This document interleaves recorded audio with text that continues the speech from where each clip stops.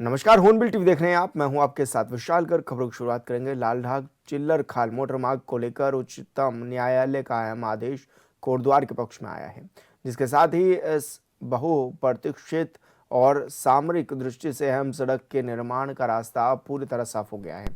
लंबे समय से अटके इस प्रोजेक्ट को कानूनी मंजूरी मिलने के बाद क्षेत्र में खुशी की लहर है।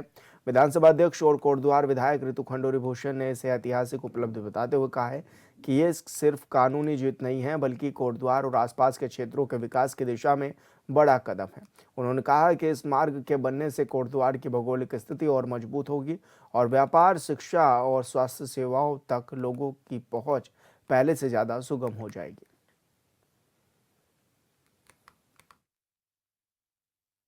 कोटद्वार वासियों को बहुत सारी बधाई, बहुत सारी शुभकामनाएं। आज मैं आपके पास एक बहुत ही अच्छी खबर लेकर आई हूँ। लालढांग चिल्लर खाल माननीय सुप्रीम कोर्ट ने आज उसको आदेशित कर दिया है। उस रोड के लिए परमिशन हमको मिल गई है। उस रोड को बनाने के लिए मैं अपने मुख्यमंत्री आदरणीय धामी जी को, अपने एमपी सांसद अनिल बलूनी जी को और अपने अफसरान को, सभी को बहुत बहुत धन्यवाद देती हूँ। साथ ही साथ मैं मेंशन करना चाहूँगी जो हमारे वकील थे, एआरओ जो थे हमारे दिल्ली में, उनको भी मैं बहुत बहुत धन्यवाद देती हूँ, क्योंकि पिछले कुछ समय से बहुत लगातार डेट्स आ रही थी और डेट्स पर हमारी जिरह चल रही थी। मैं आभार व्यक्त करती हूँ।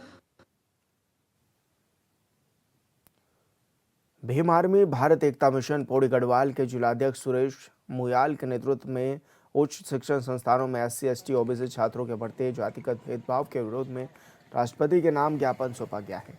यह ज्ञापन जिलाधिकारी गढ़वाल मंडल के जरिए राष्ट्रपति भवन नई दिल्ली को भेजा गया है, जिसमें कहा गया है कि भारतीय संविधान प्रत्येक नागरिक को समानता और शिक्षा का अधिकार प्रदान करता है, लेकिन वर्तमान समय में विश्वविद्यालयों और कॉलेजों में जातिगत भेदभाव की घटनाएं लगातार सामने आ रही हैं। संगठन ने कुछ छात्रों का उल्लेख करते हुए कहा है कि जातिगत उत्पीड़न और मानसिक प्रताड़ना के कारण कई होनहार छात्रों ने अपनी जान तक गंवा दी।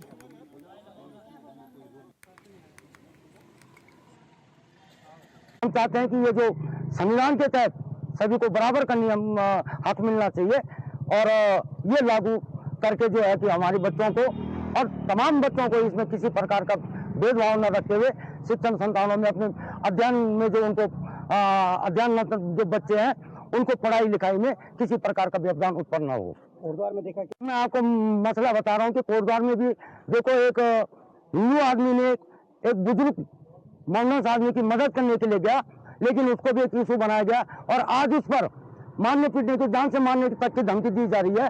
लेकिन हम इसका घोर विरोध करते हैं कि ऐसा नहीं होना चाहिए। जिसके अंदर मानवता होगी तो मानव तो अगर तुम संस्कार के हिसाब से चलते हो, सनातन धर्म के हिसाब से चलते हो, तो सनातन धर्म में तो इंसान सबको बराबर का हक दिया गया है। ईश्वर ने तो सबको एक जैसा बनाया है। हिंदू मुस्लिम कहाँ से पैदा हो गया है? लेकिन कुछ मानसिकता खराब होने के जो लोग हैं उन्होंने ये चीजें इसको बढ़ावा देने का काम किया है और मैं चाहता हूं कि इस तरह का बढ़ावा न दिया जाए। मैं पूरे समाज के लोगों से अनुरोध करूंगा कि सबसे पहले मानव धर्म को कायम करो और आपस का भाईचारा कायम रख करके, और यही काम हमारे जो दीपक कुमार कोटद्वार वालों ने किया। उन्होंने एक मानव धर्म का एक संदेश दिया है कि मतलब किसी मानव की मदद करना कोई गुनाह नहीं है। भीम आर्मी का ये जो UGC मामले में ये जो ज्ञापन बनाया गया है, प्रादेशिक शिल्पकार कल्याण समिति पुरजोर समर्थन करती है। दरअसल ये जो UGC मामला है, केंद्र सरकार ने बड़ी साजिश के तहत इसको जो है बहुत घुमा दिया है, इसको गोल गोल घुमा दिया है। जिस कोर्ट ने पहले रोहित वेमुला के मृत्यु के बाद ये आदेश दिया था कि UGC में जो है दलितों को, अन्य पिछड़े वर्ग को जो है पूरा प्रतिनिधित्व दिया जाए, इसके लिए पूरा कानून बनाया जाए विधिवत। जब वो संसदीय समिति ने, UGC की समिति ने इस को अंतिम रूप दिया था, UGC ने उसमें सवर्णों के लिए जो नियम था, कानून का प्रावधान था, उसको UGC ने जानबूझ के जो है पीछे किया।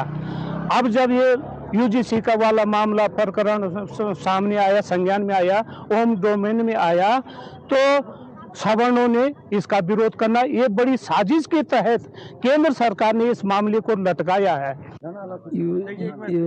यूजीसी का जो कानून केंद्र सरकार के द्वारा जनहित में जो बनाया गया है वो सबके हितकारी है।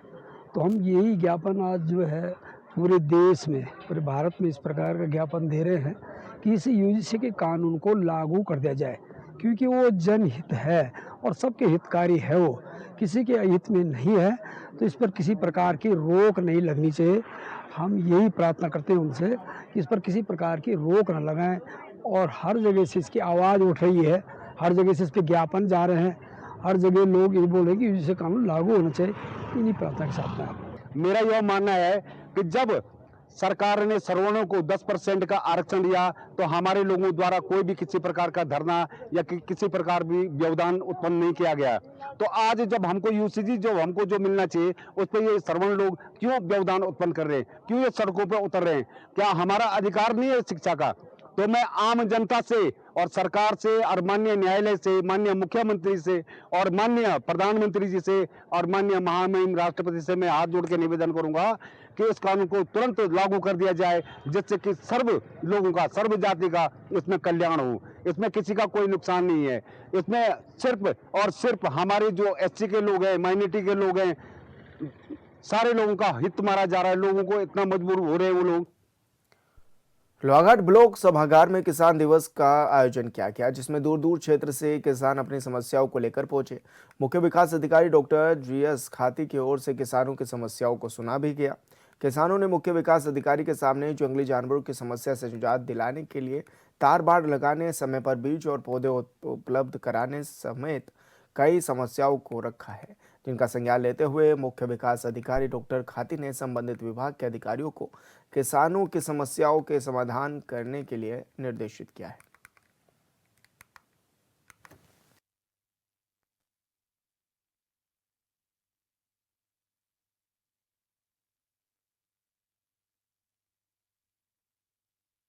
किसान दिवस मनाया इसलिए जा रहा है कि हम लोग अपनी जो हमारी उन्नत तकनीकें हैं वो किसान तक पहुंचाएं, और किसान को भी अपनी बात पूरी रखने का हक है। अगर कोई संसाधन का उपयोग अगर इधर उधर हो रहा है तो उनके लिए, या कोई तकनीक उनसे छुपाए वो हो रही है, उनको नहीं मालूम है उसके बारे में, कोई नई फसल पैदा करना चाहते हैं उसके बारे में जानकारी देना। इसी तरह से पशुपालन में जो नई तकनीकें हैं उनका उपयोग, कौन सी हम नस्ल पैदा करें, क्या पैदा करें। इसी तरह से मत्स्य पालन में अपार संभावना यहाँ पर है। और किसानों ने कहा कि हम खेती करने के लिए, जो कि यहाँ पे ऑक्सीजन वेजिटेबल है और पुष्प उत्पादन की जो है अपार संभावना है, उसमें बढ़ चढ़ हिस्सा लेने की उन्होंने बात कही है। और ये एक संकेत है कि हम लोग आगे बढ़ने के लिए कृषि के क्षेत्र में भी बड़े तत्पर हैं। किसान दिवस के बारे में मैं अवगत कराना चाहूँगी कि राज्य सरकार की पहल से माह की द्वितीय बृहस्पतिवार को किसान दिवस का आयोजन विकासखंड रोस्टरवार किया जा रहा है, जिसके क्रम में आज विकासखंड लोहाघाट में किसान दिवस का आयोजन किया गया, जहां क्षेत्र के किसानों के द्वारा प्रतिभाग किया गया, जिन्होंने अपनी कृषि, पशुपालन, उद्यान और अन्य विषयों से संबंधित जो समस्याएं थी किसान दिवस में रखी गई, जिसका जो मौके पर हमारे जिला स्तरीय अधिकारी थे, मुख्य विकास अधिकारी महोदय थे, उनके द्वारा उनका समाधान किया गया। इसमें जो किसानों की समस्याएं होती हैं, जैसे उनके बीज से संबंधित समस्याएं हैं, उसकी सिंचाई से लेकर के समस्याएं हैं, जो पशुओं पर विभिन्न बीमारियां आती हैं उनसे लेकर के जो समस्याएं हैं, उनका मौके पर उनको त्वरित उनका निदान मिल जाता है और उनको जो तकनीकी उनको गाइडेंस मिलता है, उसका लाभ वो कहीं ना कहीं अपने कृषि पशुपालन कार्य में ले सकते हैं। जैसे आपने बताया, आज किसान दिवस पर हम लोग सभी सम्मिलित हुए हैं यहाँ पे। तो जो इसका जो मुख्य उद्देश्य है, जो समझ में आया है, वो ये है कि सभी लोगों को, जितने भी किसान हैं हमारे, पशुपालक हैं, किसान हैं, या फिर कोई टूरिज़्म का काम कर रहा है, सभी लोगों को एक जो विभाग के द्वारा दी जाने वाली जो सुविधाएं हैं उसके बारे में उनको पूरी तरीके से जानकारी देनी है। उनको क्या क्या हम लाभ मिलते हैं हम लोगों को, उसके बारे में जो जानकारी दे रहे हैं। क्योंकि अभी भी कई जो गाँव हैं जो काफ़ी दूर हैं, जहाँ पर रोडें नहीं पहुँची हैं, या काफ़ी दूर दूर जगह हैं, वहाँ पे किसानों को अभी तक यही नहीं पता है कि हमें सरकार की तरफ से क्या क्या सुविधाएं उपलब्ध होती हैं या हो रही हैं, या फिर उसका हम किस तरह से लाभ उठा सकते हैं। तो उसी चीज़ का एक तरह से प्रचार प्रसार भी है ये कि सभी लोगों को ये बताया जा रहा है कि क्या क्या उनके लिए सुविधाएं उपलब्ध हैं और वो उन सुविधाओं का लाभ उठा के अपना जो भरण पोषण है वो अच्छी तरह आसानी से कर सकते हैं और एक उन्नत किसान बन। विकासनगर के बाईपास कैनाल रोड पर स्थित एक ऐसा ही खंडर पड़ा गोदाम स्थानीय लोगों के लिए परेशानी और डर का कारण बन गया है। दरअसल इस गोदाम पर अब नशा करने वालों ने कब्जा कर लिया है। आसपास रहने वाले लोगों का कहना है कि यहाँ दिन भर संदिग्ध लोगों की आवाजाही बनी रहती है, जिससे खासकर महिलाओं और बच्चों की सुरक्षा को लेकर चिंता बढ़ गई है। ऐसे में स्थानीय लोग प्रशासन से लगातार कार्रवाई की मांग कर रहे हैं ताकि इस इलाके में फैले रहे नशे और उससे जुड़े अपराधों पर रोक लगाई जा सके।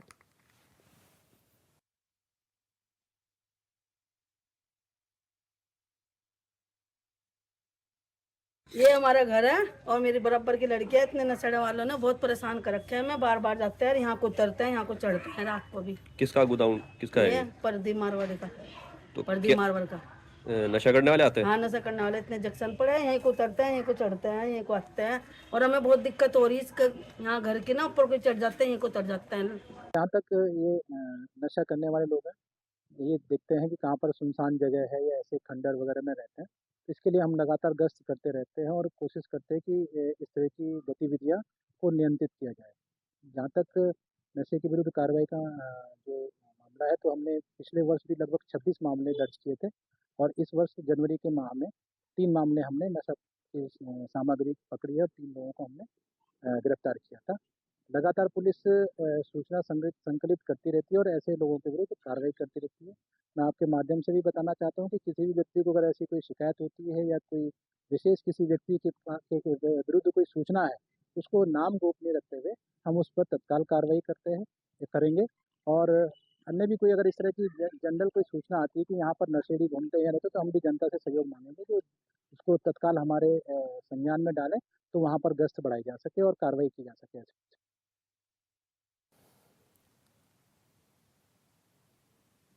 ऋषिकेश में पशुलोक के पास गंगा और रंभा नदी के तट पर स्थित प्राचीन श्री वीरभद्रेश्वर मंदिर भगवान शिव के भैरव स्वरूपी का प्रतीक है।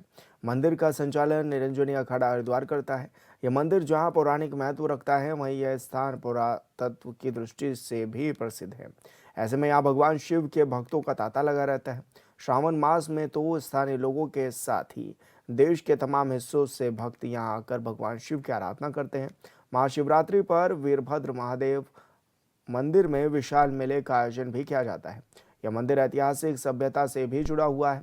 मंदिर के महंत राजगिरी महाराज के मुताबिक यहाँ दिव्य शक्तियों का वास्तविक रूप से और असीम शांति का अनुभव भी किया जा सकता है।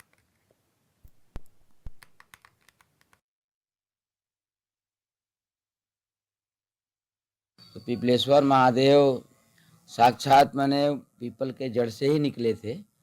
तो एक हमारे भगत आए थे, बोले कि हम मंदिर बनवाना चाहते हैं। तो मंदिर बनाने की कोशिश किए, आज भी उसमें ईंट लगा हुआ है। तो सपना हुआ कि भाई यहाँ मंदिर नहीं बनेगा, यहाँ जो हम पीपल और जो बर का जड़ है, हम इनकी रक्षा महादेव को हम स्वयं करेंगे।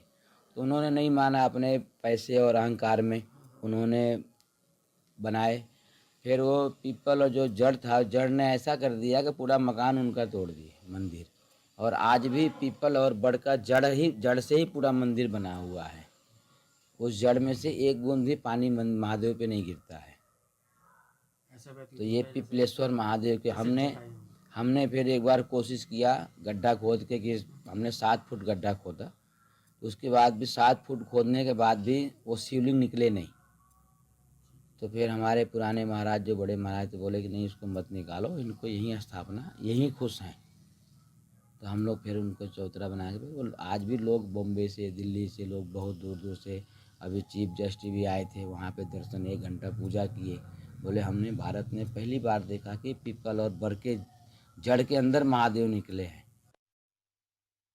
शिव के भक्तों का यहाँ तांता लगा रहता है। ऋषिकेश का ये मंदिर है जिसकी काफ़ी मान्यता भी है और महाशिवरात्रि पर विशाल मेले का आयोजन भी यहाँ पर होता है। देहरादून के तिब्बती मार्केट के पास बीते बुधवार को गैस एजेंसी मालिक अर्जुन शर्मा की दिन दहाड़े गोली मारकर हत्या कर दी गई। दून पुलिस ने मामले का खुलासा करते हुए बताया कि हत्या संपत्ति विवाद के कारण हुई और मृतक की मां बेना शर्मा और उसके सहयोगियों ने 12 लाख रुपए में सुपारी देकर हत्या की साजिश रची थी। पुलिस ने गुरुवार सुबह अलग अलग स्थानों पर मुठभेड़ में दोनों मुख्य अभियुक्तों पंकज राणा और राजीव राजू को घायल कर दिया गया है। अभियुक्तों ने पुलिस पर फायरिंग भी की थी, जिसमें जवाबी कार्रवाई में दोनों घायल हो गए और कब्जे से पुलिस ने 2 तमंचे, जिंदा खोखा, कारतूस और घटना में इस्तेमाल स्कूटी भी बरामद कर ली है।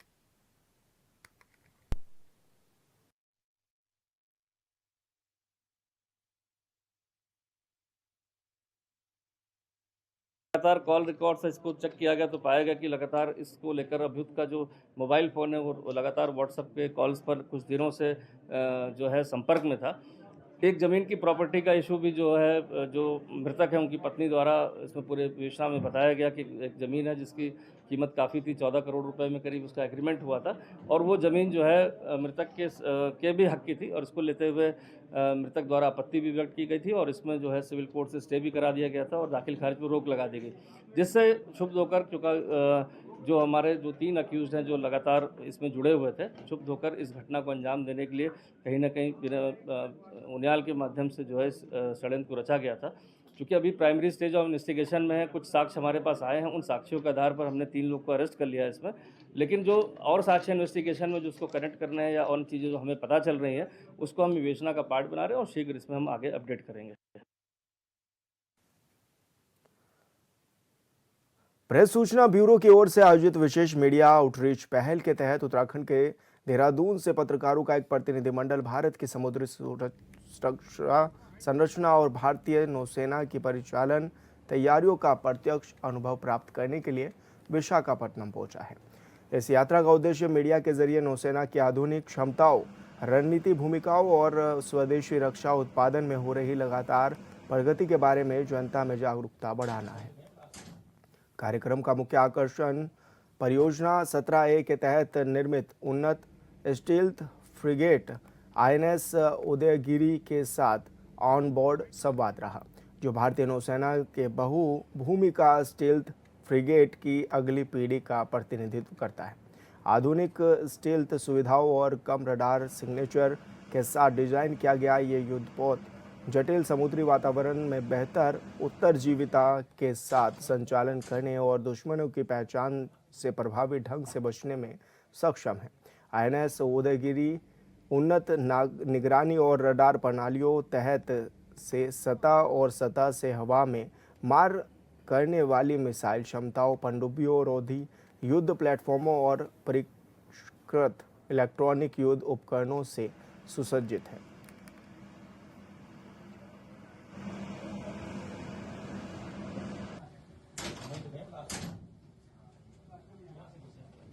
हिमगिरी और उदयगिरी के आने के बाद पूर्वी नौसेना कमांड के जो ऑफेंसिव पंच बोला जा सकता है उसको बहुत बड़ा बूस्ट मिला है।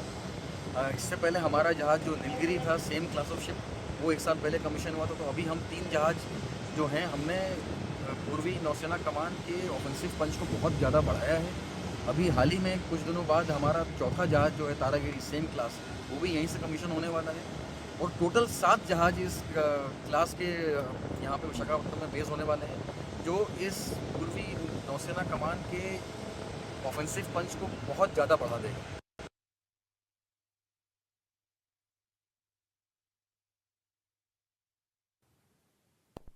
उत्तराखंड में 2022 विधानसभा चुनाव से ही कांग्रेस पार्टी के नेता मुस्लिम यूनिवर्सिटी पर सफाई दे रहे हैं, लेकिन विवाद थम नहीं रहा है। 2022 चुनाव के बाद अब 2027 चुनाव से पहले फिर एक बार मुस्लिम यूनिवर्सिटी का जिन बाहर आ गया है और राजनीति हो रही है। मामले में कांग्रेस नेता सफाई दे रहे हैं और खबर को झूठा बता रहे हैं। इधर सीएम का कहना है कि जो लोग सबूत मांग रहे हैं वो सहसपुर आकर देख लें। तो उत्तराखंड के मुख्यमंत्री का कांग्रेस पर सियासी हमला भी है और कांग्रेस ने मुस्लिम यूनिवर्सिटी के लिए दून में जमीन दी है, ये बात कही गई है। सबूत मांगने वाले सहसपुर में ही सबूत आकर देख ले, सीएम की ओर से कहा भी गया है। सहसपुर में मुस्लिम यूनिवर्सिटी बनाने की बात भी कही गई। देवभूमि की 1 इंच जमीन भी किसी को नहीं देंगे। मुख्यमंत्री की ओर से ही ये बयान सामने आया। जिहादियों ने बहुत किया, जमीन का खेल 1 इंच भी अब नहीं देंगे। तो इस तरह के ये बयान मुख्यमंत्री धामी की ओर से भी आए हैं। और ऐसे में उत्तराखंड में 2022 जब विधानसभा चुनाव हुए थे, तब भी कांग्रेस पार्टी के नेता मुस्लिम यूनिवर्सिटी को लेकर सफाई दे रहे थे। और अब जब 2027 के चुनाव आने को हैं, तो एक बार फिर मुस्लिम यूनिवर्सिटी का जिन बाहर आ गया है और राजनीति इस पर लगातार होती हुई भी नजर आने लगी है। और फिलहाल इस बुलेटिन में इतना ही। आप देखते रहिए हॉर्नबिल टीवी। नमस्कार।